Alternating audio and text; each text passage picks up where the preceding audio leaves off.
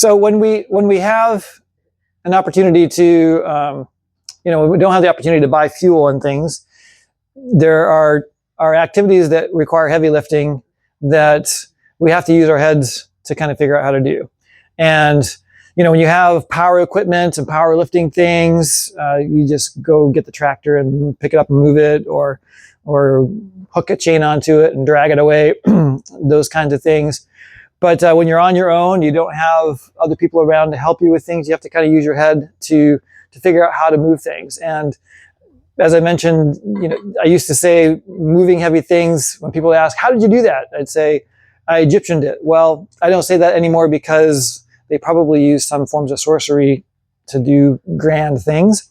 I now say I Hebrewed it because they used their heads too, because they were trying to make their work easier and get the work accomplished that they were assigned to do.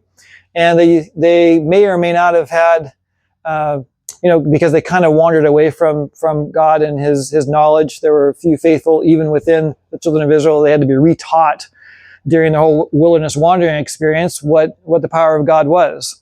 And even then, it seemed like they had a rather amnesiac mind regarding the power and loving care of God. And we'd have to be careful not to fall into that same paradigm.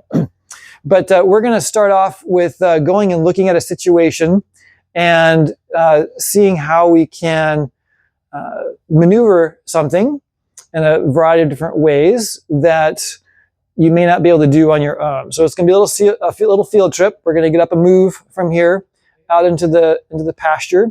And I know that there was at least one person who was presenting here a moment ago that probably would like to see this, and I'm not sure where she's at. But we'll make our way out into the pasture with a few tools, and we'll talk about how this can be accomplished. So we're going to become mobile now. So maybe we want to pause. Yep, a scar from that too. I used it as a table and cut a saw hole in it. But metal ones are probably more durable in the long term, but they are heavier. I've not seen them with these handles, but they probably do have the control handles as well. We have at least two that have bottoms that have gone out, gunny bags, but we just put plywood in the bottom and do dry things. So they continue to be wheeled. Another thing that can kind of go wrong with a wheelbarrow is most of them are air tires. And if they're soft, they don't work as well. But you can get airless tires that are, it's a solid tire that works well. It's not quite as forgiving, but it doesn't go flat, and that works out pretty good. So we're going to go out this way and look at a challenge. Especially when they're loaded. Yeah. Let's see. So moving heavy things, I'm going to just kind of talk about some things here. We could all just like each one grab onto this. In fact, when we were in Pathfinders, we had a log that we pulled out of the woods that we took a long rope and we zigzagged it underneath, and everybody grabbed a handhold and picked it up and walked away with it. It's pretty impressive. But when you've got just one person or maybe two people, this is kind of a small log, but you can move some pretty big things. I think it was Atlas or somebody like that said that if you have a long enough lever, you can move the world, right? So you have to use mechanical advantages and thinking like that. I didn't really bring the pole I was going to, but you can lift a lot with some mechanical advantage. So you practically have it lifted, right? And this is a tool that we have in our family just because we like to kayak. This is a kayak dolly, and I've moved some pretty good things with a kayak dolly. Rather than just dragging it on the ground, we can just move it on the dolly. Becky probably doesn't like to see this too much because it's her dolly, but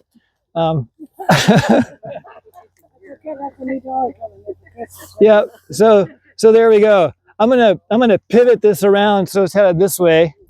So we're gonna clear the deck here. All right. So I mean, you can move some pretty good stuff if you have wheels under it, and that turns pretty well. We moved some pretty good sized trees. I made a beam that was probably 20 feet long. It was a foot high, 6 inches wide. We sawed it out of a timber, and I moved it down the driveway from here to the porch by myself using pins.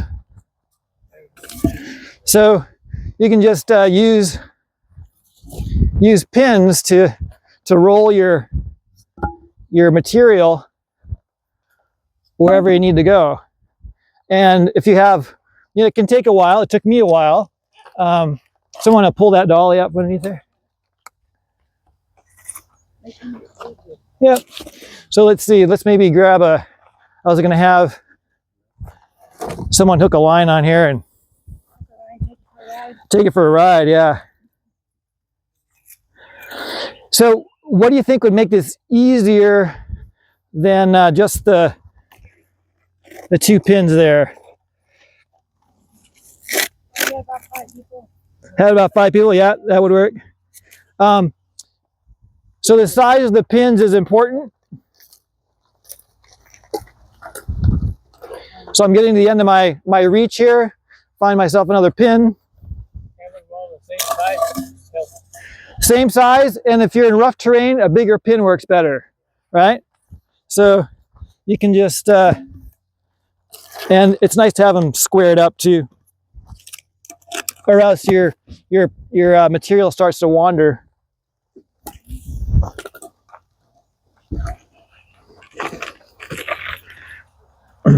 So it's just time, right? And you're reducing the energy by using some mechanical advantage to do that.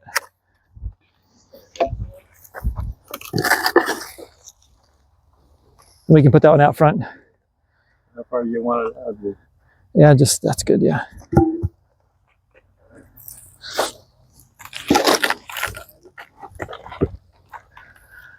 So I just got my toe there, if you didn't notice. So when you're doing this kind of thing, you also have to be careful of the angles and of things that are rolling like that. You should be wearing heavy boots. Steel toe boots will cut your toes off when they crunch down. But that's just one thing. You can also move heavy material on smooth surfaces. We'll look at it in the tent. I've used other types of small pipe to roll surfaces on each other that are heavy. Let's make our way back to the lab. It's good to have random errata around. If you're moving something really heavy, if you can get it lifted enough to get it started on another smooth surface. So if you're out on a rough lawn, you can move things across it by basically creating you're reducing the friction, right? Moving your pins across. Sometimes you have to kind of pay attention to your angle so it doesn't slip off, but so just using the roller bearing idea, you can move lots of heavy things. So these are end defense posts that I just kept around, right? And that's why, maybe. Sometimes you don't know why you kept something until you're looking around like, what do I need to do and what do I have? And you're glad you have it, right? So to many people, it looks like junk. To other people, it looks like something you could use later, right? The metal recycling. Yeah. Let's see. So lifting, something that's pretty indispensable too is like a dolly.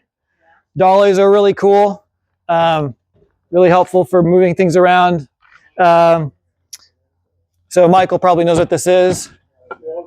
A wall jack, other people do too. Yeah, wall jacks are pretty helpful in certain situations. So wall jack basically just takes a 2x4 into its system there. Usually use a pair of wall jacks for lifting a wall, but you can lift other things too. And basically you can just walk that jack up the 2x4. and you can lift things. You do need to be careful with it. Usually when you're lifting a wall, it's tipped way down and it lifts the wall up, and then you can push it up into place. But other things can be lifted too. Just want to make sure you secure things so you're not having slippage. But wall jacks are pretty nifty.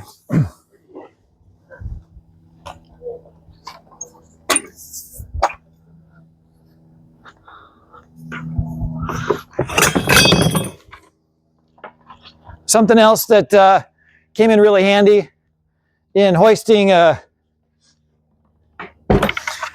beam is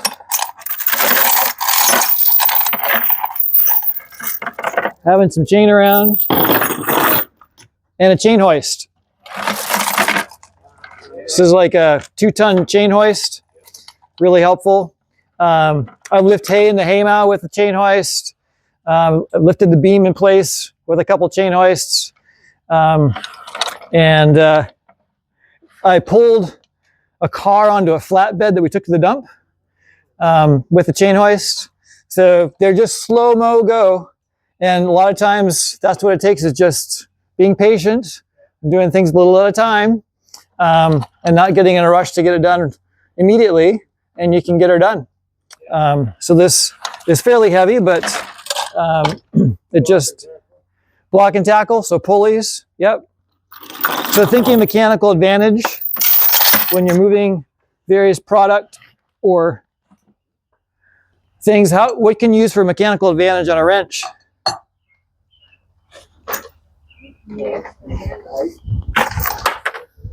So there's another good use for that. Random pipe. I'm moving in and out of the frame pretty bad here. Yep. So again, long enough lever you can move the world, right? You might end up twisting your bolt off if you're not careful. So, you know, lubricant's really good to have around. Penetrating oil. So your WD-40, right? WD-40, baling wire, and duct tape, that's all you need. Let's see. Hydraulic jack. Everybody have a bottle jack? You can lift the world with that too. So multi-ton wall jacks. We had a repair to do on a log here, and we lifted the whole back of the house with some wall jacks, and we're able to get our log replacement done with that, with a series of big jacks. This is just a small jack, but hydraulic jacks are really helpful for that too. What if you got a nice long lever, but what can happen to this lever? It can break. So it's nice to have something that's not breakable.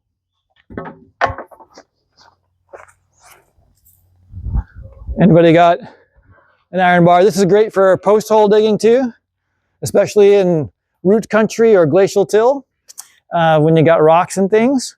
So anybody ever hear the story of Phineas Gage? He was a guy who he got a metal bar through his frontal lobe. That was bad news. But he lived. But it changed his personality significantly. Yeah, it really changed him.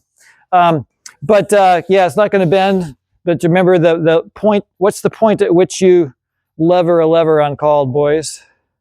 Fulcrum. The fulcrum. Let's see. There's a website called Fulcrum something, isn't there?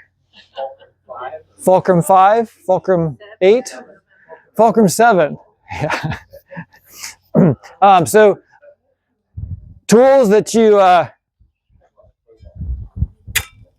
find around. Yes. Let's see.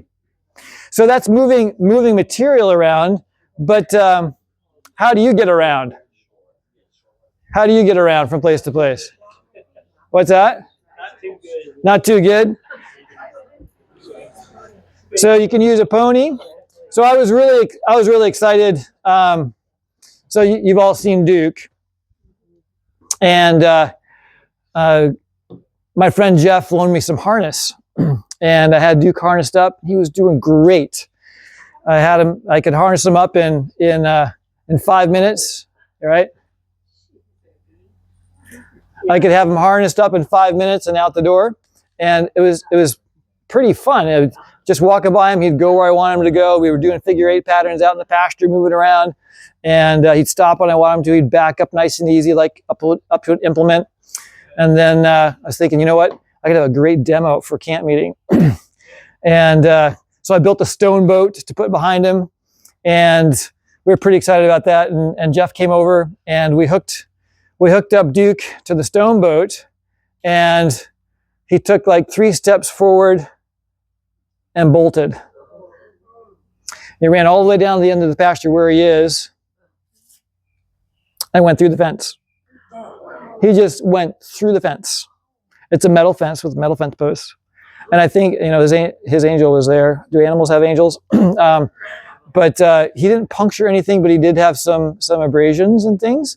But I think probably because he was wearing the harness, it just helped protect things too. But he just went right through the fence. And that can happen.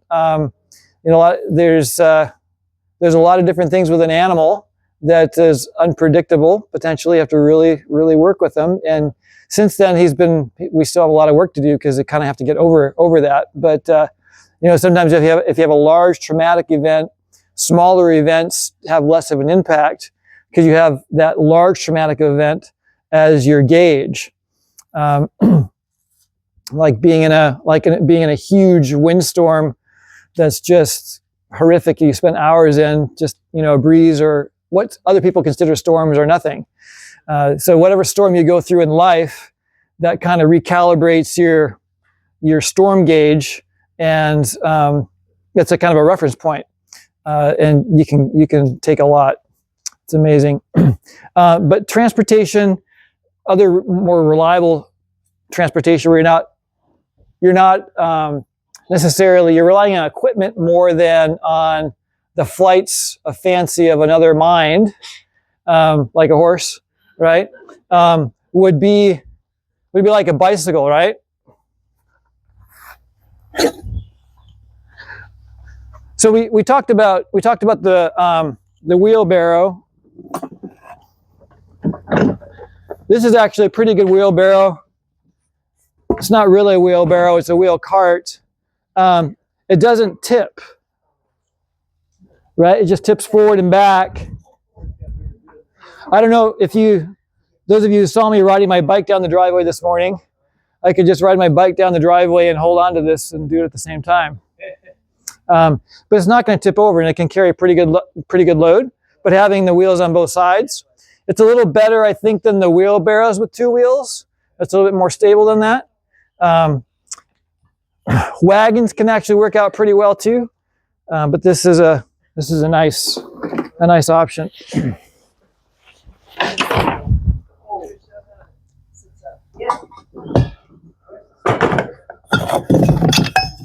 Like this.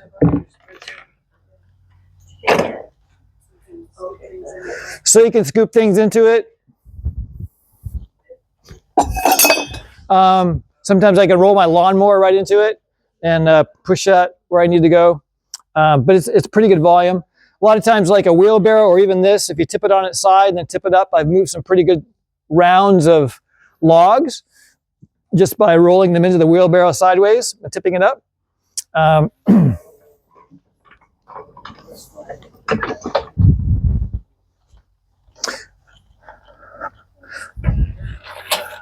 Hand truck. Hand trucks, indispensable as well.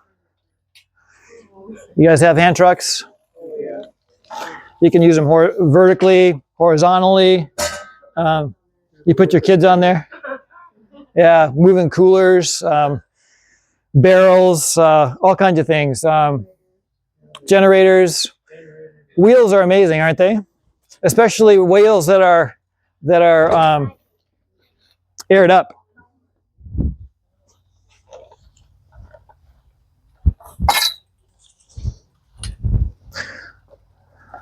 So a bike, you can get bikes at thrift stores pretty easy in garage sales and things like that. And just pick up bikes. This is a mountain bike that I bought in 1986.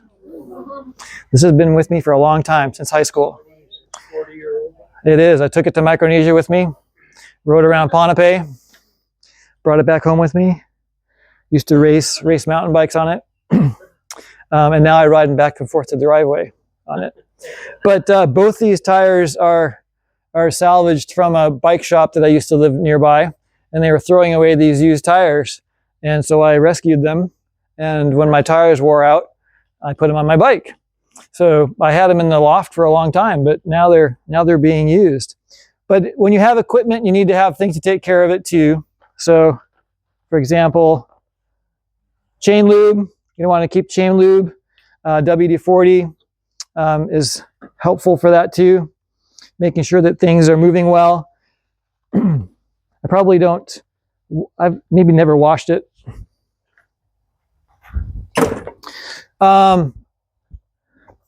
When our neighbor moved, we were able to get this bike trailer that I use a lot when I'm going to the garden. Just load it up with the things I'm going to use in the garden, rather than using the lawnmower or something to tow it down or something like that. When I go to work on my bees, I'll load up stuff in this and take it out and work on the bees and come back. So a bike trailer is really handy. But what can go wrong with a bike? Air in the tires. Yeah. So one thing you can do with that is there's this slime you can put into tires that can help with flat repair. Just finds the hole and passes through.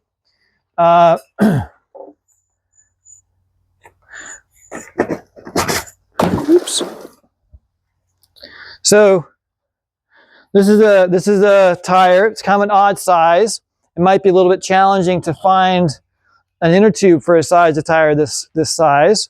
And when I came out, I was actually expecting to find a flat tire because it usually goes down fairly quick. And I was going to demonstrate a flat tire repair, which I can still do.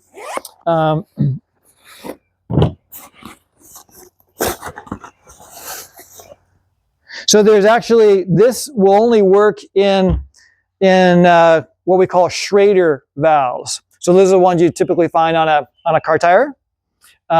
My bike there has a Presta valve on it, which is a different type of a bike valve.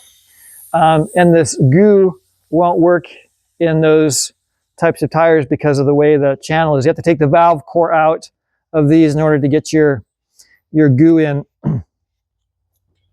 So with your flat tire, a tire has a bead around the outside that attaches it into a little lip in the rim. You want to make sure you clear your bead from the rim all the way around so that it will compact in a little bit. And then they sell tire repair kits. So this tire repair kit comes with some important pieces. Let's see if I have.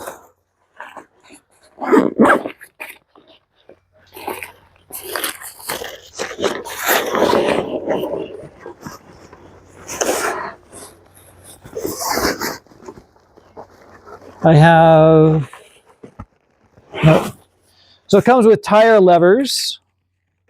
So you need to have tire levers in order to get the bead out of the rim. So you would just take the tire lever and put it in and grab the edge of the tire or the bead and pull it out like that. So you see how it pops out?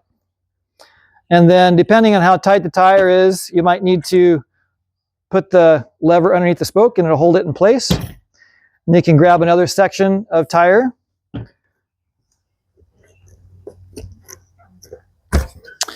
And pop it out like that. And then just follow it on around the rim. And now you've released one side of your tire so you can extract your tube.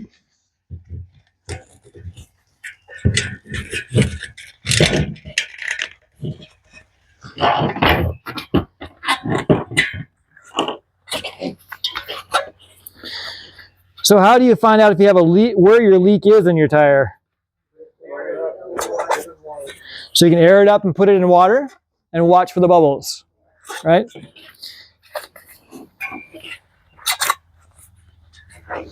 Another way is you can run it by your cheek on your face, and your cheek is pretty tender, so it'll feel a little pinhole of air coming out more readily than other parts of your skin. So give it a few strokes.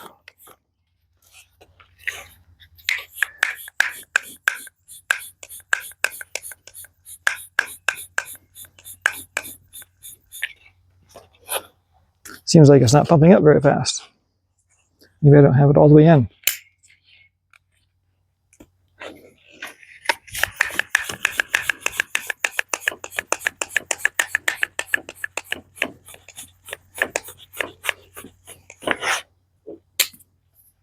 Or I could just cheat.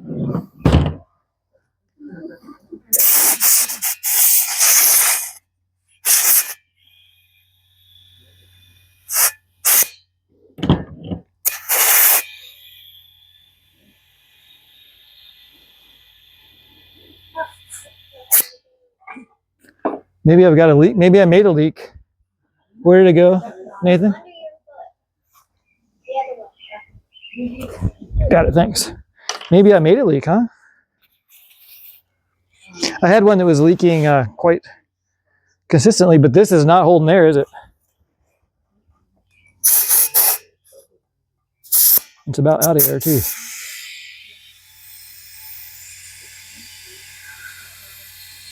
Ah, I found it. It's a big leak right there. Look at that. So that's on the inside of the tube. That's really kind of an unusual spot. So normally that would happen if a spoke was poking through on the inside, because that's a really strange place for that to be. But it's so big that it wasn't even taking air. So we'll get to replace that. Okay. So without, otherwise we could just grab a tub of water.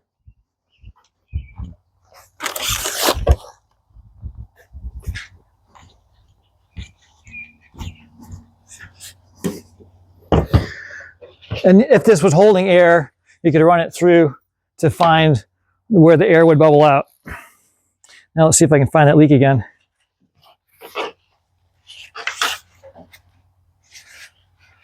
So you have your tire patch kit. It has rubber cement in it, and it has patches. There's my leak.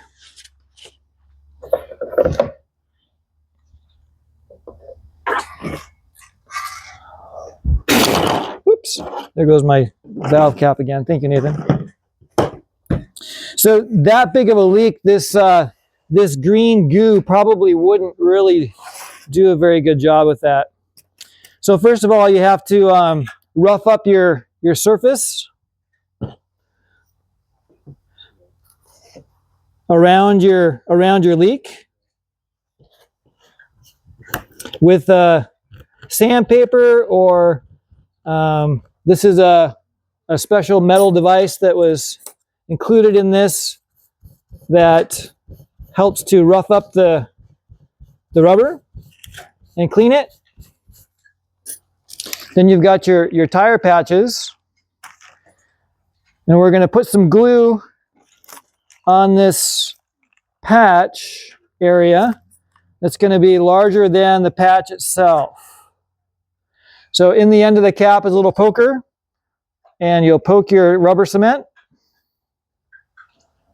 and put it onto your tire space.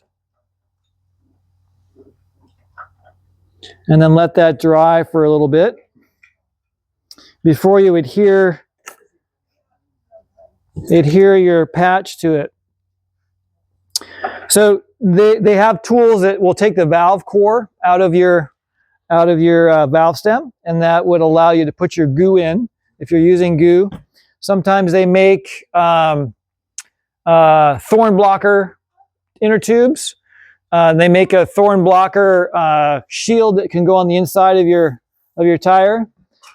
In Eastern Washington, there's something called goat head. I think you guys have goat head around. That's just nasty stuff. I was at a bike race over in Tri-Cities, and I took just a lap around to warm up. And when I got back, my tire was leaking, and I realized I'd run on an old roadway that had this goat head all over it. And I elected not to change my tire. I pumped it up, and I spent my whole time in that event pumping my tire up and riding as fast as I could, and pumping my tire, riding my bike as fast as I could, and pumping my tire up. I finished, but it was a lot of work. So goat head can be really nasty, various thorns and things. You just have to really watch out for those. So my cement is drying out here, and these are peel and stick patches. So I will peel this off and adhere it to the, if I can find the layer there. There we go.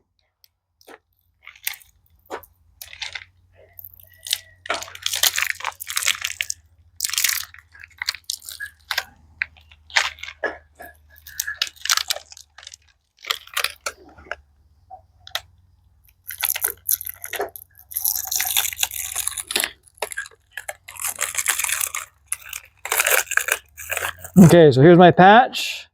I'm going to put that right on the place where our wound was, and then roll it on nice and tight. It'd be nice to have a smooth, hard surface to press it down. So I'm going to use my box here as the roller. Got an edge here that needs to go down a little bit more. And just roll that on there really nice so that the edges will adhere down well. And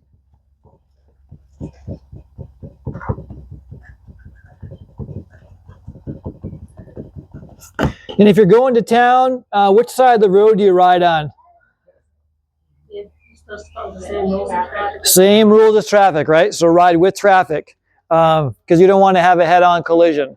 I mean, it's nice to be able to see the traffic coming towards you, but you need to ride with traffic. Sometimes Prairie Road is a pretty dangerous road. It's a really nice, beautiful road, but the shoulder is super narrow. And as you're coming from I-5, there's like some pretty significant guardrails right at the edge of the road.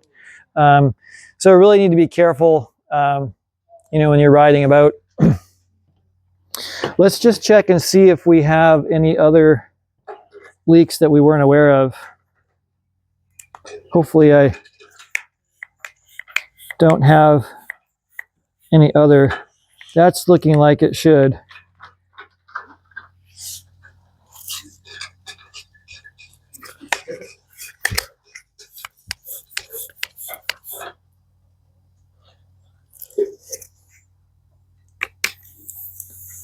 I don't hear anything, but let me do a test here.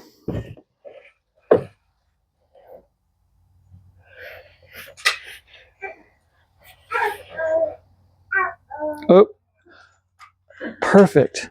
Uh-oh. I found some bubbles. Anybody want to see the bubbles? So it's a different place. Yep. See, Leela? So I found maybe the original leak. I'm not sure how that other big one got in there. It's entirely possible.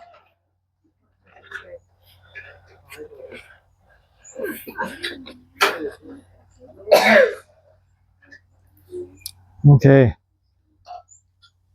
See if I can find that and mark it for later.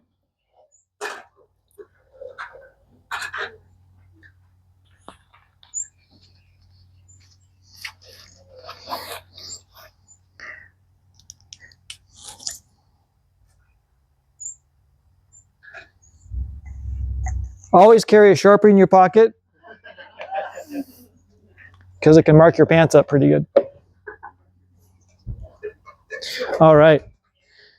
Okay, any thoughts or questions about transportation? How do you get it back in? Well, do you want me to, I can finish this patch and then I can put it back in. That's a good question.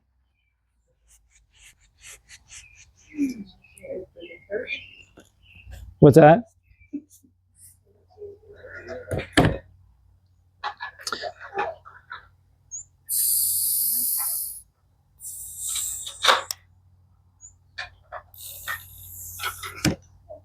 So it's a lot easier than a car tire. Car tires are a difficult challenge to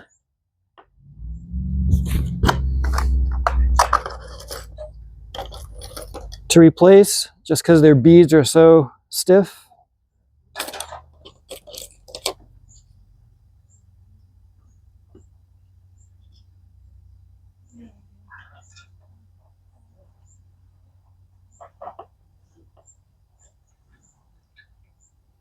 So the cement can, over time, it'll go bad. So it's something to be aware of. You want to make sure you have good cement. If they're sealed, they'll stay pretty much indefinitely. But once you break that seal, then they become subject to hardening without your consent.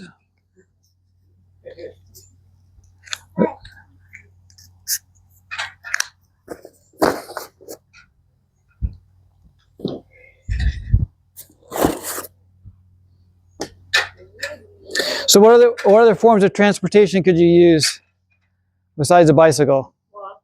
You can walk. Needs scooter, dirt bike. So keep in mind,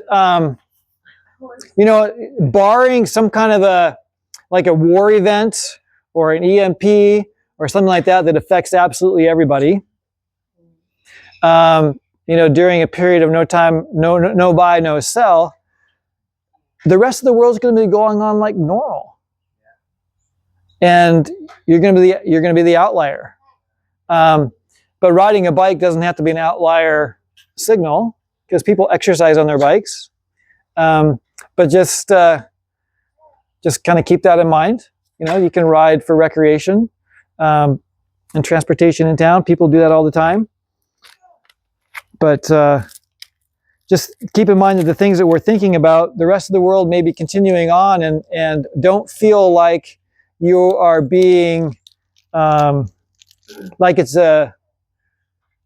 not fair, I guess, or that you're being oppressed by having to, because you're choosing to do things a different way by choosing to follow what God's asked us to do, right? And so be glad. This is the day that the Lord has made. Rejoice and be glad in it. And that can apply to every day. I think that was particularly talking about the Sabbath. But it will be over the Sabbath, won't it? That'll be what the final crisis is over. Allegiance to our Maker. You also use roller skates. I like that one. Roller skates or roller blades. Yeah.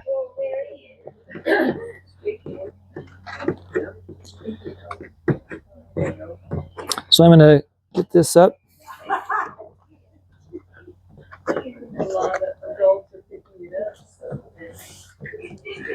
Okay.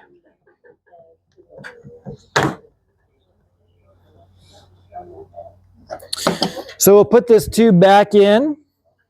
So you'll find your valve stem. So the valve stem in this one is right.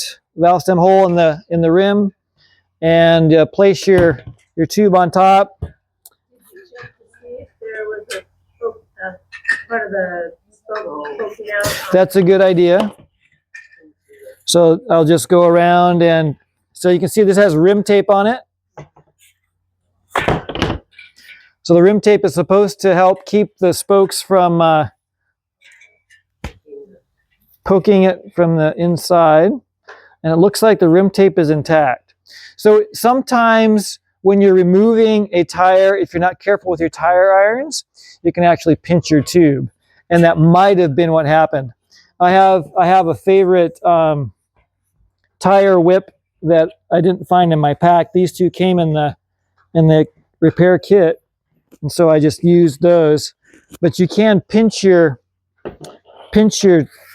tube with your tire irons, and they actually used to be metal, so that's why they call them tire irons. So find your valve stem hole,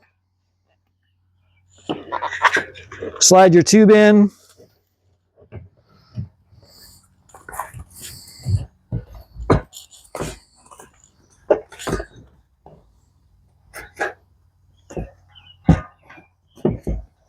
It's nice to have just a little bit of air in it because it kind of fills up the pockets. Not a lot of air, but a little bit of air. And then ideally, you shouldn't have to use the tire iron to get the tire all the way back on the rim. So we'll start at the valve stem here, make sure it's straight, and then you just start systematically go around and push the bead down in. Because using a tire iron, you can do exactly what happened. I think pinching your tube, and then you have to start over again.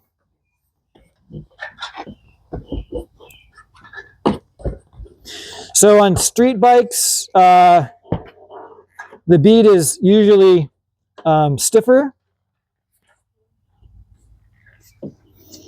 So you almost have to use a tire iron. This one looks like it might need one too. So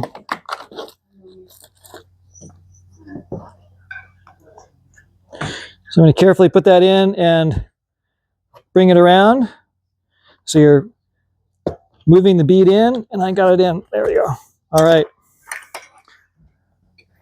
So now my tire is back into position. And let's see if we can get it to air up nicely.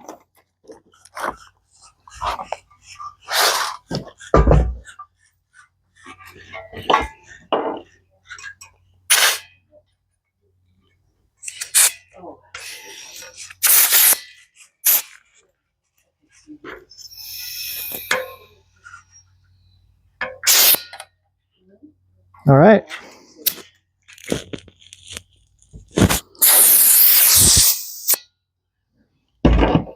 So we have our tire repaired.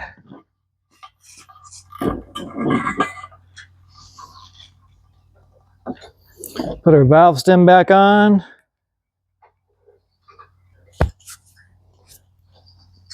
Put it back on our bike. So this has a cantilever quick release on it, so it's really handy. Other bikes, you have to have a wrench to actually take the tire off, but this is a nice design. If I can get it to work.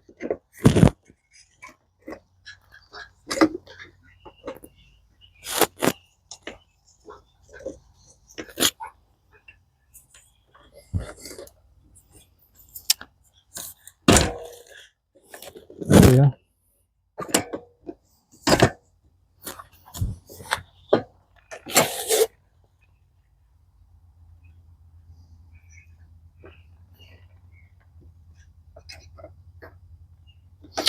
I've actually never had this tire off before.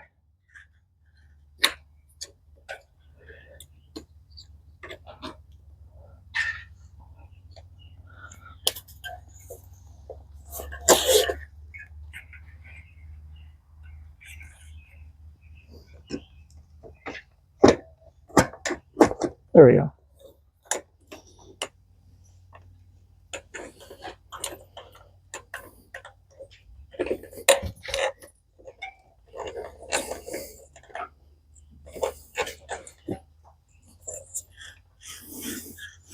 All right, good to go.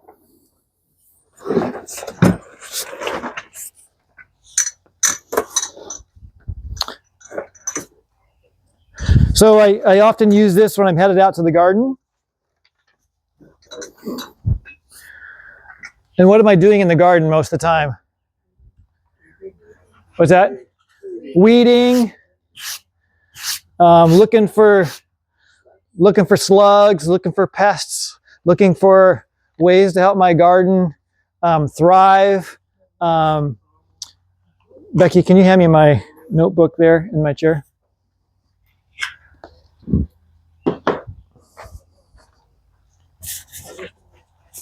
The spiral one. Thanks.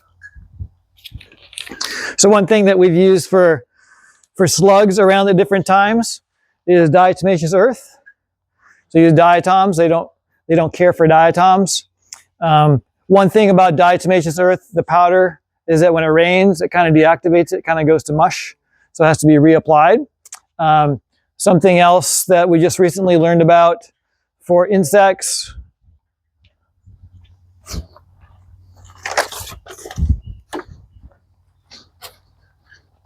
is a white clay, thanks to Karin. Kaolin clay, Kaolin, clay powder. It's used for like facial masks and things like that too, but it can be used in water and then put into a pump sprayer and then sprayed on your fruit, apples and things like that post blossom, and helps prevent insects that are going to damage your fruit and enter your fruit. Puts a white clay layer on it. Allegedly, it's not supposed to affect the photosynthesis that takes place, but it creates a layer. Sometimes it can be, some people may find it a little bit challenging to get it washed off, but at least you have fruit that's viable. We've been blessed with pretty good fruit here, but it is an option to look at. Something else, what's actually in my pump sprayer right now is seawater. It's a seawater solution. So we just go down the Puget Sound and get a 5-gallon bucket of seawater and about a quart of seawater per gallon. If you start to have, like on our pear trees, we have a pear slug or other like tent worms or things like that, just spray the tree with seawater as a foliar spray, and they don't care for those too much. If there's something else, other things, my friend Steve has used it on his trees, and it'll actually kind of cause them to defoliate a little bit, but then they'll re-leaf out.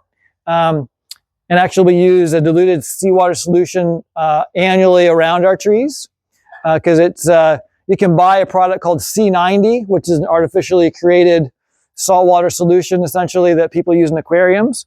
But it has the mineral profile, actually has the same, seawater has the same physiological mineral profile as plasma in your blood. So very, very similar nutrient profile or mineral profile.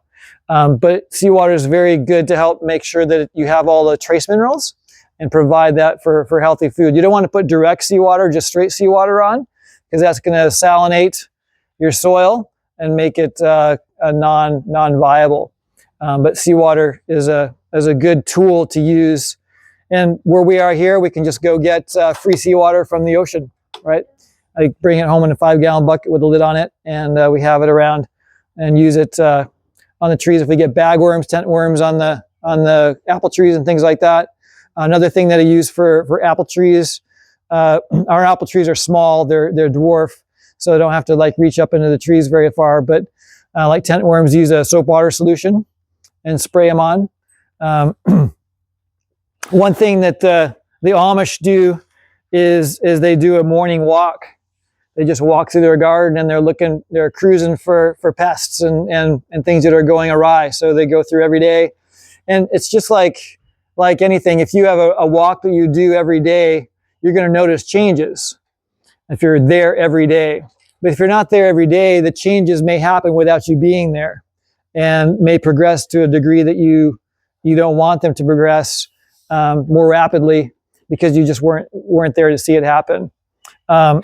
So being consistent about being in an environment. So for example, I read in a book that the banana slug actually can let itself down from a slime rope out of trees.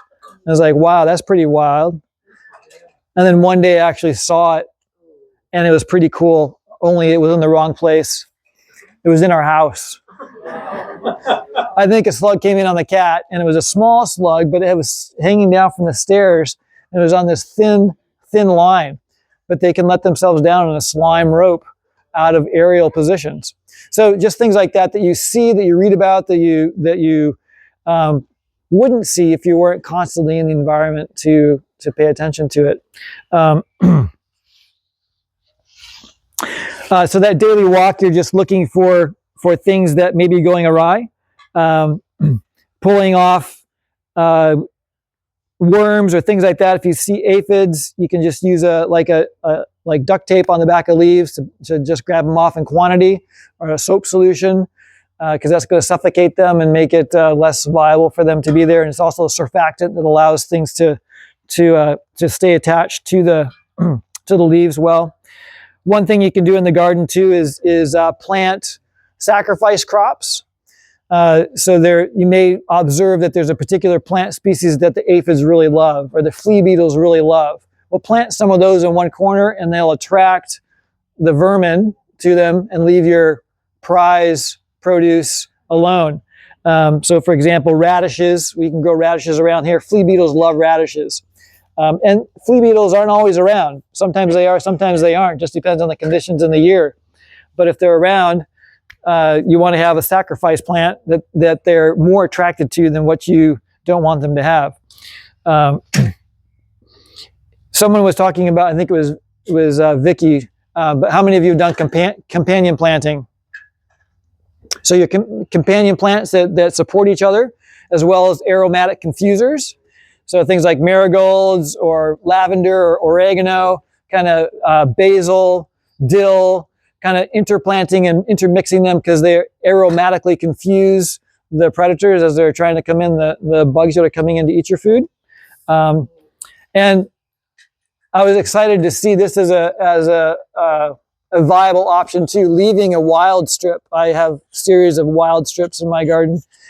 Basically, they're areas I haven't gotten to, but they provide habitat for the good bugs and flowers that support like lacewings and other wasps, parasitic wasps and things like that, that are going to be not after your produce, but after the bugs that are after your produce.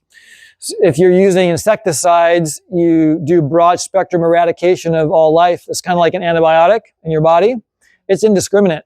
It just wipes out your microflora, and you have to start your microbiome again. Same thing with insecticides in your garden. You're wiping out everything, good and bad. So we talked about some of the plants that have antiviral, antibacterial properties. They're selective, interestingly enough. They tend to go for the overgrown bad stuff and leave the good stuff behind. And actually, for the good stuff, they provide the soluble fiber and things that they thrive on. So doing more natural means of approach to that is a win-win.